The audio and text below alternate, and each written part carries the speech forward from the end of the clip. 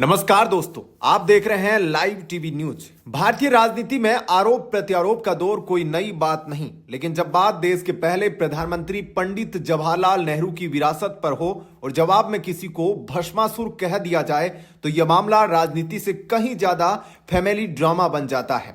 आज हम उस गर्मा गर्म बयानबाजी पर विस्तार से बात करेंगे जिसने संसद से लेकर सोशल मीडिया तक हंगामा मचा दिया है। इस राजनीतिक तूफान की शुरुआत कांग्रेस संसदीय दल की अध्यक्ष श्रीमती सोनिया गांधी के एक बयान से हुई। शुक्रवार को जवाहर भवन में आयोजित एक कार्यक्रम में सोनिया गांधी ने सत्तारूढ़ भारतीय जनता पार्टी पर सीधा और गंभीर हमला बोला।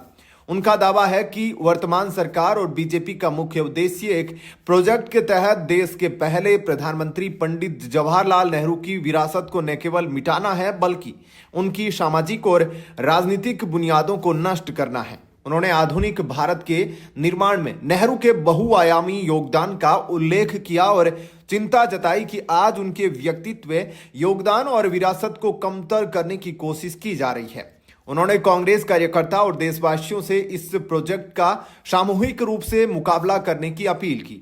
सोनिया गांधी के इस बयान पर बीजेपी ने भी पूरी ताकत से पलटवार किया। बीजेपी के राष्ट्रीय प्रवक्ता गौरव भाटिया ने जवाब देते हुए एक ऐसा शब्द इस्तेमाल किया जिसने पूरी बहस को नई दिशा दे दी। भाटिया ने कहा कि सोनिया गांधी ने अपने आरोप में जिस शब्द का प्रयोग किया वह उनके बेटे राहुल गांधी का समानार्थी है। भाटिया ने सीधे तौर पर आरोप लगाया, अगर आज भारतीय राजनीति में कोई भस्मासुर है तो वह राहुल गांधी है। यह आरोप इसलिए महत्वपूर्ण है क्योंकि पौराणिक कथाओं में भस्मासुर वह राक्षस था जिसने स्वयं को वरदान देने वालों को ही विनाश करने का प्रयास किया था। भाटिया के मुताबिक महाराष्ट्र में शरद पवार और उद्धव ठाकरे शिवसेना की पार्टियों को बर्बाद किया।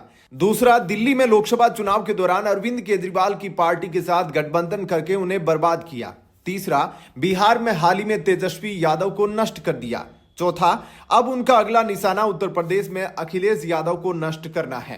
पलटवार सिर्फ राहुल गांधी तक सीमित नहीं रहा। बीजेपी प्रवक्ता ने सोनिया गांधी से तीखे सवाल करते हुए नेहरू की विरासत पर भी उंगली उठाई।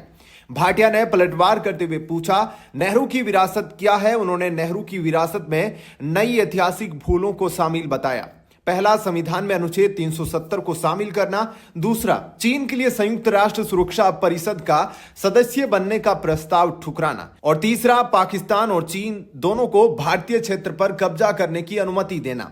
भाटिया ने सोनिया गांधी से इन गंभीर ऐतिहासिक भूलों पर राष्ट्र को जवाब देने की मांग की। बयानबाजी का एक और मोर्चा राहुल गांधी के एक अन्य आरोप पर खुला। राहुल गांधी ने कहा था कि सरकार अपनी असुरक्षा की भावना के कारण विदेशी गणमान्य व्यक्तियों से विपक्ष के नेता को मिलने नहीं देती है। उन्होंने इसे एक स्थापित परंपरा का उल्लंघन बताया। खासकर रूसी राष्ट्रपति व्लादिमीर पुतिन की यात्रा से कुछ घंटे पहले गौरव भाटिया ने राहुल के उस आरोप को झूठ की राजनीति बताया। भाटिया ने कांग्रेस नेता पर बार बार खुद को पीड़ित बताते हुए आरोप लगाते हुए राहुल को विदेशी नेताओं के साथ मुलाकात की तस्वीरें दिखाई।